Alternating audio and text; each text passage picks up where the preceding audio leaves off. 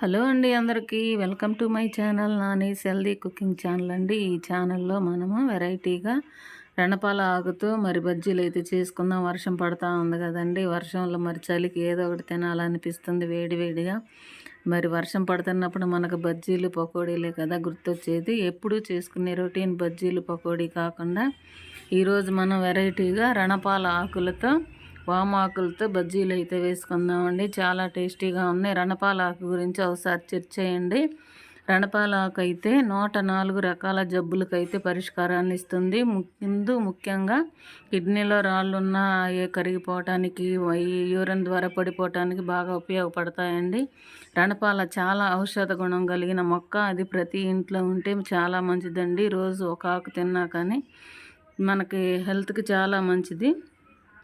మనం English tablet వేసుకుంటే ఏ రోగానికి మనం వేసుకుంటాం అదే తగ్గుతుంది. కానీ రణపాలాకు, వామాకు, తమలపాకు ఇట్లా మనం తినటం వల్ల చాలా ప్రయోజనాలు ఉంటాయి. జలుబు దగ్గు తగ్గుతుంది, గొంతు ఫ్రీగా అవుతుంది, ఇంకా చాలా బెనిఫిట్స్ ఉంటాయండి. బీపీ షుగర్ను కంట్రోల్ చేయడానికి ఉపయోగపడతాయి.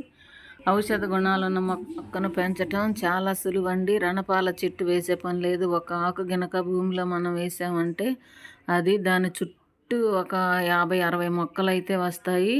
ఒక్క ఆకు వేసుకుంటే చాలు, మనము చాలామందికి హెల్ప్ చేసిన వాళ్ళం అవుతాం. మన ఇంట్లో కూడా ఉపయోగపడుతుంది, త్వరగా పెరుగుతుందండి. అది రణపాల వల్ల మనకు చాలా ఉపయోగాలు ఉన్నాయి. దయచేసి మొక్కని మన ఇంట్లో పెంచుకుంటే చాలా మంచిది. మనకి ఔషధాలు ఇప్పుడు పిల్లలున్న ఇంట్లో అయినా, పెద్దవాళ్ళున్న ఇంట్లో అయినా రణపాల మొక్క ఉంటే చాలా మంచిదండి. ఇప్పుడు మనం తమలపాకుతో బజ్జీ వేస్తున్నాం, చూశారు కదా. తమలపాకు బజ్జీ అది అజీర్తి చేయకుండా ఆకలిని మెరుగుపరుస్తుంది. మరి ఆకలి లేదు అన్న వాళ్ళకి ఆకలి విపరీతంగా ఆకలి వేస్తుందండి. చాలా మంచిది. దాంట్లో కాల్షియం ఉంటుంది, కంటి చూపుకి కూడా మంచిగా ఉంటుంది. బీపీ షుగర్ని కంట్రోల్ చేస్తుంది కదా. మనం మరి మిరపకాయ బజ్జీ కూడా వేస్తున్నాము. మిరపకాయ బజ్జీ ఇప్పుడు మనం ఎన్ని రకాల బజ్జీలు వేసామంటే రణపాల బజ్జీ, తమలపాకు బజ్జీ, వామాకు బజ్జీ, మిర్చి బజ్జీ, పకోడీ, ఇన్ని రకాలు మనం అయితే ఒకే పిండితో ఇన్ని రకాలు చేసుకోవచ్చండి. ఈ వీడియో మీకు నచ్చింది అనుకుంటున్నాను. ప్లీజ్ లైక్, షేర్, సబ్స్క్రైబ్ అండి. Thank you for watching. మరిన్ని వీడియోల కోసం ఈ వీడియోని సబ్స్క్రైబ్ చేసుకుంటారు కదా.